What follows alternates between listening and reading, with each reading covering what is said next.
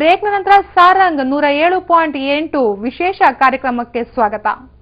ಸಾರಂಗ್ ಬಾನುಲಿ ಕೇಂದ್ರವು ಇತರ ಎಫ್ಎಂ ರೇಡಿಯೋ ಸ್ಟೇಷನ್ಗಿಂತ ಭಿನ್ನವಾದ ರೇಡಿಯೋ ಕೇಂದ್ರ. ಕಮರ್ಷಿಯಲ್ ಟಚ್ಚೇ ಇಲ್ಲದ ಕಾರ್ಯಕ್ರಮಗಳೇ ಇಲ್ಲಿನ ಜೀವಾಳ. ಇಲ್ಲಿನ ಎಲ್ಲಾ ಕಾರ್ಯಕ್ರಮಗಳು ಪಕ್ಕ ಗ್ರಾಮೀಣ ಶೈಲಿಯಲ್ಲಿದೆ. ಸಾರಂಗ್ ಬಾನುಲಿ ಕೇಂದ್ರವು ಸ್ಥಳೀಯ ಸಂಸ್ಕೃತಿ, ಜಾನಪದ ಹಾಗೂ ಸ್ಥಳೀಯ ಜನಜೀವನದ ಬಗ್ಗೆ ಹೆಚ್ಚು ಗಮನ ನೀಡುತ್ತಿದೆ. ಕನ್ನಡದ ಜೊತೆಗೆ ಸ್ಥಳೀಯ ಭಾಷೆಗಳಾದ ತುಳು, ಕೊಂಕಣಿ, ಬ್ಯಾರಿ ಭಾಷೆಯಲ್ಲಿ ಸಾರಂಗ್ ಕಾರ್ಯಕ್ರಮ ಪ್ರಸಾರ ಮಾಡುತ್ತಿವೆ. ಹಲೋ, ಹಾಯ್, ನಮಸ್ಕಾರ. ನೀವು ಕೇಳ್ತಾ ಇದ್ದೀರಾ ರೇಡಿಯೋ ಸಾರಂಗ್ 107.8 FM. ಬಣ್ಣ ಬಣ್ಣದ ಬದುಕು. ನಾನು ನಿಮ್ಮ RJ ಅಭಿಷೇಕ್. ಶ್ರೋತೃಗಳೇ, ಇದು ನೀವು ಕೇಳ್ತಿದ್ದೀರಾ ನಿಮ್ಮ ನೆಚ್ಚಿನ ಕಾರ್ಯಕ್ರಮ ಮನಸ್ಸಿನ ಮಾತು. ನಿಮ್ಮ ಮನಸ್ಸಿನ ಮಾತನ್ನು ನೀವು ಯಾವ ಭಾಷೆಯಲ್ಲಿ ಬೇಕಿದ್ರೆ ಹಂಚ್ಕೊಳ್ಳಿ. ತುಳು ಆಗ್ಬೋದು, ಕೊಂಕಣಿ ಆಗ್ಬೋದು, ಬ್ಯಾರಿ ಆಗ್ಬೋದು, ಯಾವ ಭಾಷೆಯಲ್ಲಿ ಬೇಕಿದ್ರೆ ಹಂಚ್ಕೊಳ್ಳಿ. ನಿಮ್ಮ ಮನಸ್ಸಿನಲ್ಲಿ ಏನಿದೆ ಅದನ್ನ ನಕ್ ಹಂಚ್ಕೊಳ್ಳಿ. ಓಕೆ, ಈಗಾಗಲೇ ಕಾಲರ್ ಇದ್ದಾರೆ ಅಂತ ನೋಡೋಣ. ಹಲೋ ಹಲೋ, ತಮ್ಮ ಹೆಸರು? ಸಾಮಾಜಿಕ ಬದ್ಧತೆಯೇ ಇಲ್ಲಿನ ಎಲ್ಲ ಕಾರ್ಯಕ್ರಮಗಳ ಮೂಲ ಆಶಯವಾಗಿರುತ್ತದೆ. ಈ ಕಾರಣಕ್ಕಾಗಿ ಕಳೆದ ಸಾಲಿನಲ್ಲಿ ರಾಷ್ಟ್ರೀಯ ಪುರಸ್ಕಾರ ಕೂಡ ಸಾರಂಗ್ ಬಾನುಲಿ ಕೇಂದ್ರಕ್ಕೆ ಲಭಿಸಿದೆ. ಅದೇ ರೀತಿ ನಮಗೆ ರೀಸೆಂಟ್ಲಿ ಭಾರತ ಸರ್ಕಾರವು ಸ್ಥಾಪಿಸಿದ ಒಂದು ಅವಾರ್ಡ್ ಇದೆ, ಬೆಸ್ಟ್ ಪ್ರೋಗ್ರಾಮ್ಸ್. ಅದಕ್ಕೆ ನಮಗೆ ಸೆಕೆಂಡ್ ಬೆಸ್ಟ್ ಪ್ರೋಗ್ರಾಮ್ ಸಿಕ್ತು. ನಾವು ಬ್ಯಾರಿ ಸಮುದಾಯದಲ್ಲಿ ಅವರು ಮಹಿಳೆಯರು ಡಿಸ್ಕಸ್ ಮಾಡೋ ವಿಷಯಗಳು ಯಾವುದು ಅದನ್ನು ಹುಡುಕಿ ಅವರಿಂದ ಒಂದು ಏಡ್ಸ್ ಬಗ್ಗೆ ಪ್ರೋಗ್ರಾಮ್ ಮಾಡಿಸಿದ್ದು ಮತ್ತು ಅವ್ರು ಮಾಡಿದರು.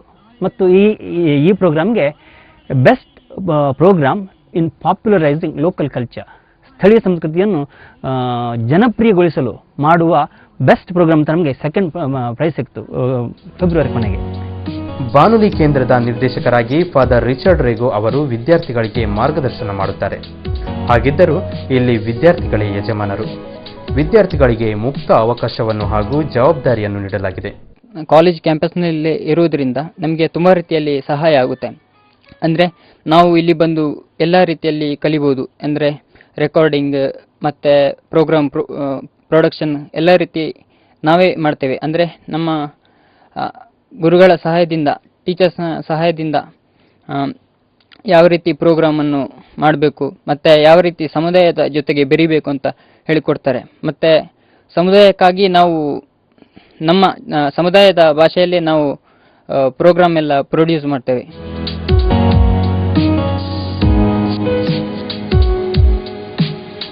ಹಲೋ, ಹಾಯ್, ನಮಸ್ಕಾರ. ನೀವು ಕೇಳ್ತಾ ಇದ್ದೀರಾ ರೇಡಿಯೋ ಸಾರಂಗ್ 107.8 FM. ಬಣ್ಣ ಬಣ್ಣದ ಬದುಕು. ನಾನು ಅಭಿಷೇಕ್ ಶೆಟ್ಟಿ. ಶ್ರೋತೃಗಳೇ, ನನ್ ಜೊತೆ ನನ್ನ ಸ್ನೇಹಿತೆ ಇದ್ದಾಳೆ ಸುಷ್ಮಿತಾ ಕಿರೋಡಿಯನ್. ಇವತ್ತಿನ ಈ ಮುಂಜಾನೆಗೆ ಅವಳಿಗೆ ವೆಲ್ಕಮ್ ಮಾಡ್ತಿದ್ದೀನಿ. ಹಾಗೆ ರೇಡಿಯೋ ಸಾರಂಗ್, ಸುಷ್ಮಿತಾ, ರೇಡಿಯೋ ಸಾರಂಗ್ ಬಗ್ಗೆ ನೀನು ಹೇಳ್ತೀವಿ? ನೀನೇ ಹೇಳಿದೆ ಸಮುದಾಯ ಬಾನುಲಿ ಕೇಂದ್ರ ಅಂತ. ಇದು ಸಮುದಾಯದ ರೇಡಿಯೋ ಅಂತ ಹೇಳ್ಬೋದು. ಜನರು ಬಂದು ಇಲ್ಲಿ ಅವರ ಒಪಿನಿಯನ್ ಹಂಚ್ಕೊಳ್ತಾರೆ, ಅವರ ಒಪಿನಿಯನ್ ಜನ ಜೊತೆ ಶೇರ್ ಮಾಡ್ತಾರೆ, ಹಾಗೂ ಜನರಿಗೆ ಅವರ ಭಾವನೆಗಳನ್ನು ಶೇರ್ ಮಾಡ್ಕೊಳ್ಳಿಕ್ಕೆ ಇರುವಂತ ಒಂದು ಸಮುದಾಯ ಬಾನುಲಿ ಕೇಂದ್ರ ಅಂತ ಹೇಳ್ಬೋದು. ಸಮುದಾಯದ ಜೊತೆಗೆ ಸಮುದಾಯದ ಕಡೆಗೆ ಹೋಗ್ತಾ ಇದೆ ನಮ್ಮ ರೇಡಿಯೋ ಸಾರಂಗ್ ಎಲ್ಲ. ಒಂದ್ ರೀತಿಯಲ್ಲಿ ವಿಶಿಷ್ಟ, ಒಂದ್ ರೀತಿಯಲ್ಲಿ ವಿಭಿನ್ನವಾಗಿ ನಮಗೆ ರೇಡಿಯೋ ಸಾರಂಗ್ ಕಾಣ್ತಾ ಇದೆ. ಅಂದ್ರೆ ನಮ್ಮ ಆದಂತಹ ಸಮುದಾಯ, ನಮ್ಮ ಲೋಕಲ್ ಜನರನ್ನ ಹಾಕಿಕೊಂಡು ನಾವು ರೇಡಿಯೋ ಸಾರಂಗ್ ನಡೆಸ್ತಿದ್ದೇವೆ. ಇದು ಯಾವುದೇ ಕಮರ್ಷಿಯಲ್ FM ನಾಗೆ ದೊಡ್ಡ ದೊಡ್ಡ ದಾಮ್ ಧೂಮ್ ಸಾಂಗ್ ಇರೋದಿಲ್ಲ. ನಮ್ಮ ಲೋಕಲ್, ನಮ್ಮ ಜನಪದ, ನಮ್ಮ ಸಂಸ್ಕೃತಿ, ನಮ್ಮ ವಿಚಾರ, ನಮ್ಮ ಆಚಾರವನ್ನು ಎತ್ಕೊಂಡು ಬಂದು ಇಲ್ಲಿ ಪ್ರದರ್ಶನ ಮಾಡ್ತೀವಿ ಅಲ್ವಾ? ಹೌದು ಅಭಿಷೇಕ್. ಇವತ್ತು ನಾವು ಒಂದು ಪ್ರಸ್ತುತ ವಿಷಯದ ಬಗ್ಗೆ ಮಾತಾಡೋಣ.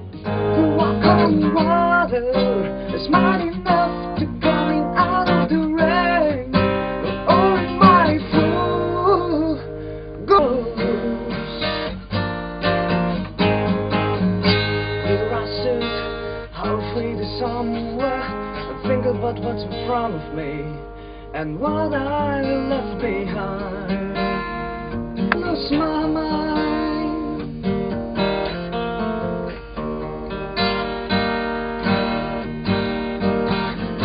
Maybe this is my chance, and it's coming to take me away.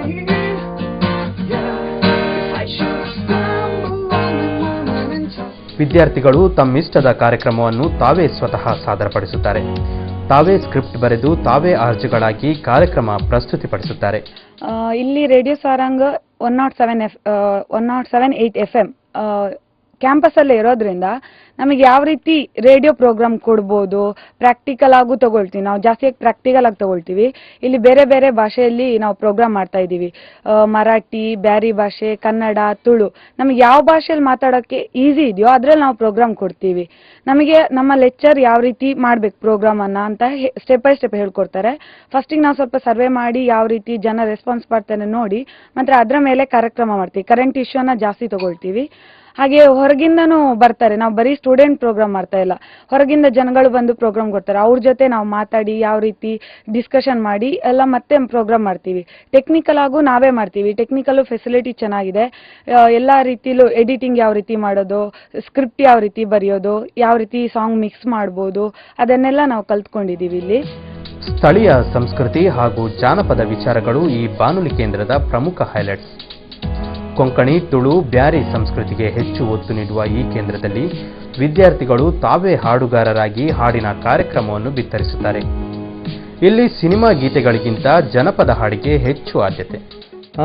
ಇದು ರೇಡಿಯೋ ಸಾರಂಗ್ 107.8 FM ಅನ್ನುವಂಥದ್ದು ಒಂದು ರೀತಿಯಲ್ಲಿ ವಿಶಿಷ್ಟ ಮತ್ತು ವಿಭಿನ್ನವಾಗಿರುವಂತಹ ಒಂದು ರೇಡಿಯೋ ಸ್ಟೇಷನ್. ಬೇರೆ ಕಮರ್ಷಿಯಲ್ FMಗೆ ನಾವು ನೋಡ್ತಾ ಹೋದ್ರೆ ಒಂದು ರೀತಿಯಲ್ಲಿ ನಮ್ಮ ಸಮುದಾಯವನ್ನು, ಅಂದ್ರೆ ಸಮುದಾಯದ ಜೊತೆಗೆ ಹೋಗ್ತೀವಿ, ಸಮುದಾಯದ ಕಡೆಗೆ ನಾವು ಹೋಗ್ತೀವಿ. ಅಂದ್ರೆ ಲೋಕಲ್ ಜನರನ್ನ ಹಾಕಿಕೊಂಡು ಇಲ್ಲಿಗೆ ಬಂದು ಅವರಿಂದ ಪ್ರೋಗ್ರಾಮ್ ಅನ್ನು ನಾವು ಕೊಡ್ತೀವಿ. ಅಂದ್ರೆ ಅವರು ಇಲ್ಲಿ ಬಂದು ಪ್ರೋಗ್ರಾಮ್ ಕೊಡ್ತಾರೆ.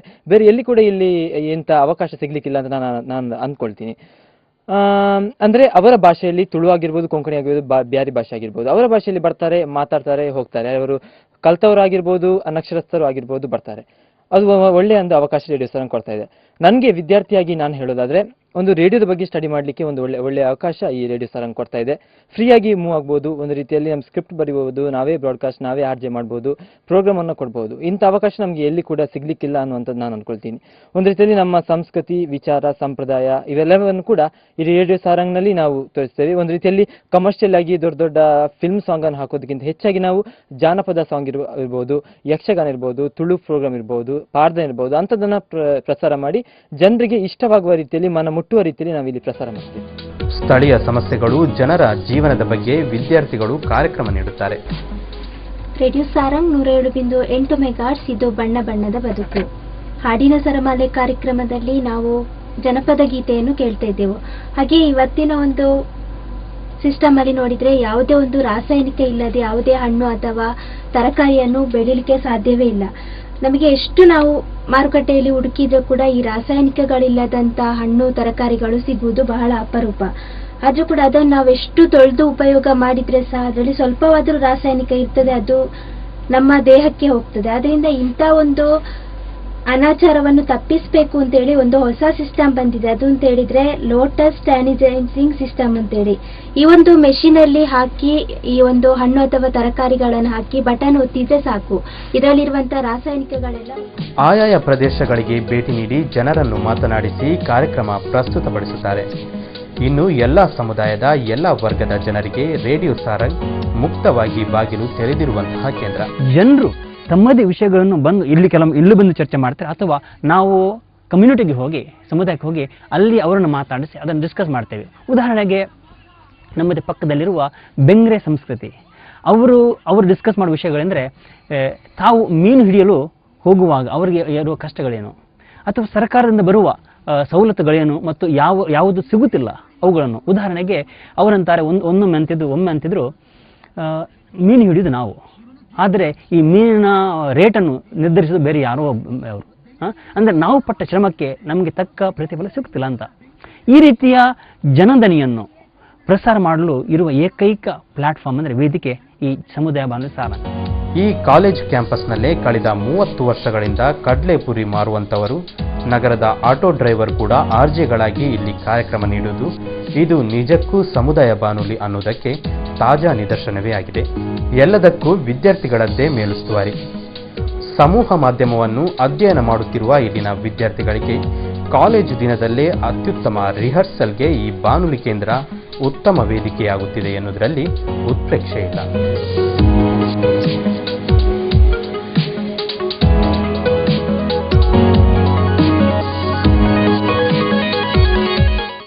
ಸಾಧನೆಗೆ ಅಸಾಧ್ಯವಾಗಿದ್ದು ಯಾವುದೂ ಇಲ್ಲ ಎನ್ನುವುದಕ್ಕೆ ಈ FM ವಿದ್ಯಾರ್ಥಿ ತಂಡ ಪ್ರತ್ಯಕ್ಷ ಸಾಕ್ಷಿ.